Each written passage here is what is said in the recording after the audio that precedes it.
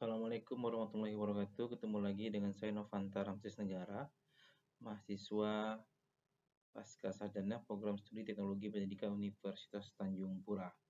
Baik, di video kali ini kita akan melakukan uji Pirate Test. Nah, sebelum melakukan uji ini, saya sudah menentukan topik atau judul yang akan kita lakukan uji, yaitu tentang pengaruh model pembelajaran berbasis proyek terhadap hasil belajar siswa pada materi sistem tata surya di kelas 7. Nah, ada dua rumusan masalah. Yang pertama yaitu rumusan masalahnya ialah bagaimana tingkat hasil belajar siswa pada materi sistem tata surya sebelum dan sudah diterapkan model pembelajaran berbasis proyek di kelas 7. Yang kedua, apakah terdapat pengaruh yang signifikan dari penerapan model pembelajaran berbasis proyek terhadap peningkatan hasil belajar siswa pada materi sistem tata surya di kelas 7. Nah, uji Pirate Test ini akan menjawab ada dua hipotesis, yaitu hipotesis 0, penerapan model pembelajaran berbasis proyek tidak memberikan pengaruh yang signifikan terhadap peningkatan hasil belajar siswa pada materi sistem tata surya, atau HA, hipotesis alternatif, penerapan model pembelajaran berbasis proyek memberikan pengaruh yang signifikan terhadap peningkatan hasil belajar siswa pada materi sistem tata surya. Nah, jenis eksperimen nanti akan digunakan itu pre-eksperimen, one group, itu pre-test, dan post-test design. Angka 01 ini diartikan sebagai hasil pre-test sebelum perlakuan, kemudian ada tanda X, itu perlakuan yang diberikan dalam, artinya dalam penelitian ini model pembelajaran berbasis proyek. Kemudian angka 02 itu hasil post-test sudah perlakuan. Nah, saya sudah menyiapkan apa istilahnya data lah ya, data untuk dilakukan uji Pirate Test. Oke, sebentar, saya buka lalu.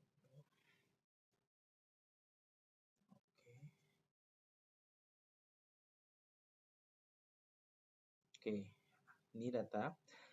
Saya sudah menyiapkan data yaitu tadi ini.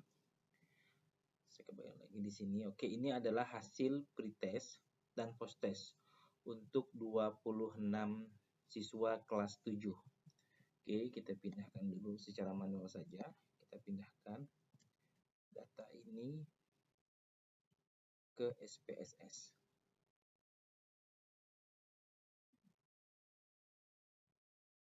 Oke, kita klik Ctrl J. Kemudian kita buka dari SPSS-nya. Nah, kita pindahkan di kolom data view. Kita tekan Ctrl V. Nah, sudah. Kita ubah dulu namanya di sini. Ini pretest. Kemudian ini adalah posttest. Desimalnya kita hilangkan jadi 0. Oke. Nah, untuk melakukan uji Pirate Test ini, maka kita mesti melakukan uji normality terlebih dahulu. Untuk melakukan uji normality tadi, kita buka lagi datanya. Pertama kita klik Analyze, kemudian kita klik Descriptive, Statistik, kemudian kita pilih yang menunya Explore. Di sini sudah ada dua, yaitu kriteria pretest dan posttest. Kita pindahkan dua kriteria ini di kolom atau di tabel lah ya, tabel dependent list. Kita pindahkan yang pretest dan kita pindahkan yang posttest. Kita klik statistik, kita cek lagi, kemudian kita klik di plot, kita klik normality,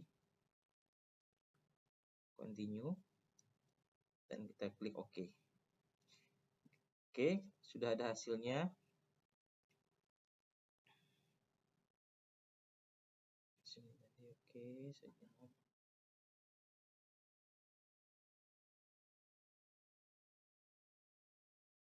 Ya, ini hasilnya, hasil tes normality. Hasilnya sudah saya pindahkan di Word. Hasilnya seperti ini tadi. Hasilnya. Kita akan melihat hasil yang berada di kolom Sapirowik. Kenapa kemudian Sapirowik? Karena sampel atau subjeknya itu di bawah 50. Nah, kita lihat nilai signifikansinya dan 0,733. Maka bisa diartikan data ini terdistribusi normal. Kenapa? Karena acuannya adalah nilai 0,733 ini lebih tinggi atau lebih besar dari 0,05. Oke, artinya langkah selanjutnya tinggal kita melakukan uji Pirate Test. Oke, selanjutnya kita akan melakukan uji Pirate Test. Nah, kita buka lagi di kolom statistiknya, kita pilih Analyze, kemudian kita pilih Comparison, kemudian kita pilih yang Pirate Sample to Test, kita klik. Nah, di sini sudah ada dua kriteria, yaitu pretest dan post-test. Kita pindahkan dulu yang pretest di variabel 1, kemudian ada post-test di kolom variabel 2. Oke, kita cek lagi yang lainnya. Kita add-kan dan kita oke-kan. Nah, ini sudah keluar hasilnya.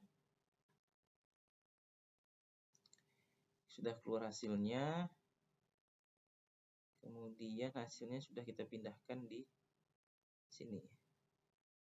Saya sudah pindahkan hasilnya. Oke.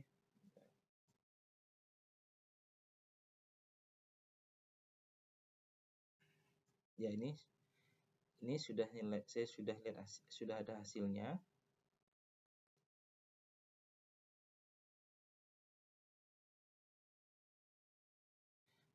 Oke, kemudian ini hasil tadi, nilai signifikansinya 0,0000, maka interpretasinya tadi. Oke, sejenak. Interpretasi seperti ini tadi.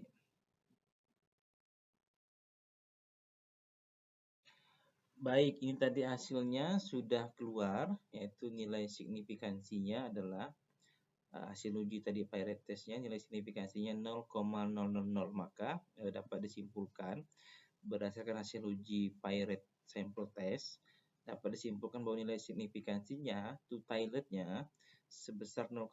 Maka hipotesisnya adalah HA diterima dan HO ditolak. HA tadi adalah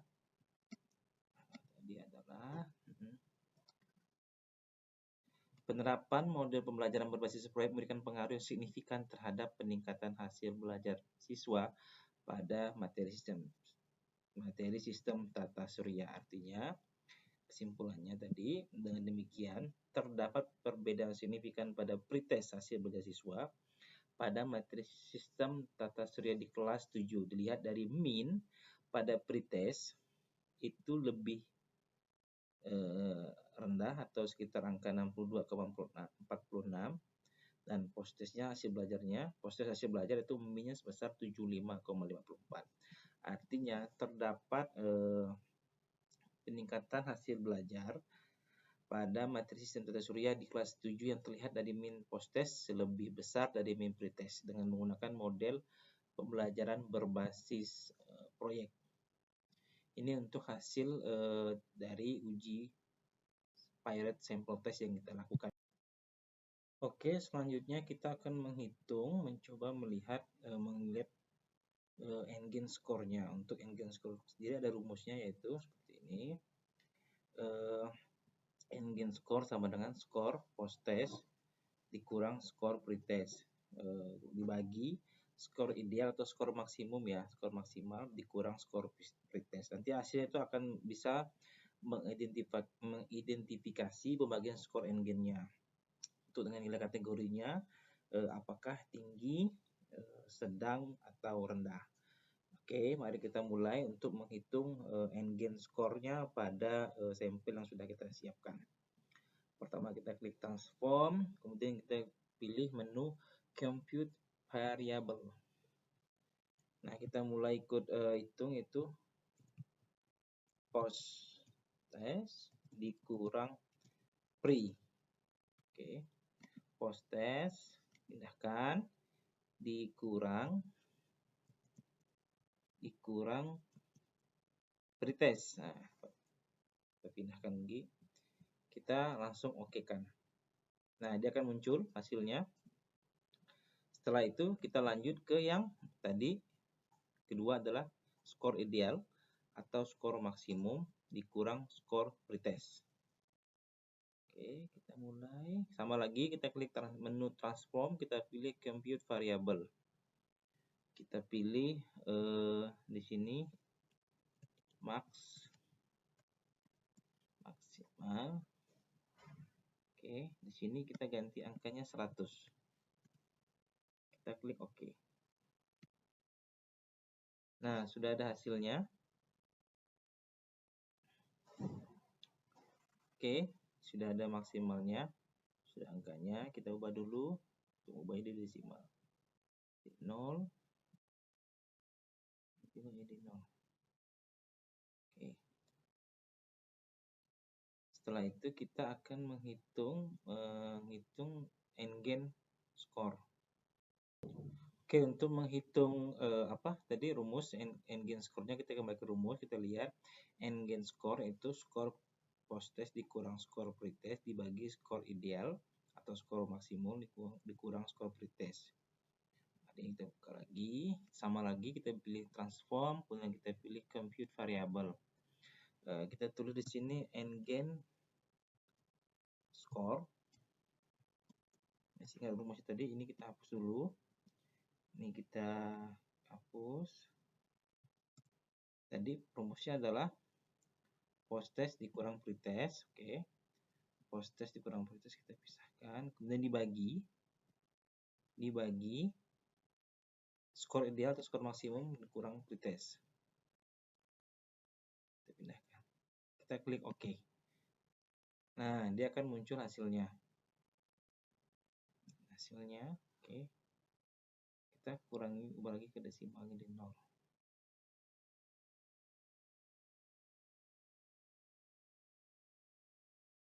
Oke, nah selanjutnya kita akan kita lanjut lagi, kita akan menghitung n-gain score yang persen. Sama juga kita pilih transform, kita pilih compute variable, kemudian kita tulis di sini persen. Nah, persen ini kita hapus n-gain score, kemudian pindahkan, kita kali dengan 100. Oke. Nah, hasilnya sudah keluar. Inilah n-gain score persen. Nah, selanjutnya kita akan menghitung rata-rata dari n-gain score-nya. Kita sama tadi, kita pilih menunya analyze, kita pilih descriptive, kita pilih explore. Nah, di sini sudah ada beberapa kriteria. Kita kosongkan dulu. Oke.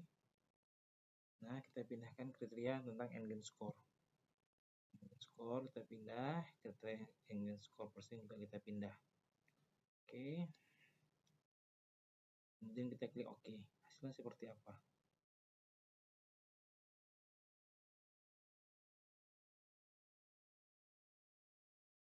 Oke, ini hasilnya. Baik, setelah n-gain score-nya kita lakukan uji untuk melihat rata-ratanya, bisa kita lihat di sini, yaitu rata-rata n-gain score-nya 0,3519. Kemudian n-gain score persennya juga 0,351862. Jika kita melihat acuannya tadi, maka ia masuk dalam kategori sedang, yaitu 0,3 lebih kecil dari n-gain dan lebih kecil dari 0,7. Baiklah, demikian untuk melakukan uji pilot test terkait dengan judul pengaruh model pembelajaran berbasis proyek terhadap hasil belajar siswa pada materi sistem tata surya di kelas 7. Terima kasih semuanya. Assalamualaikum warahmatullahi wabarakatuh.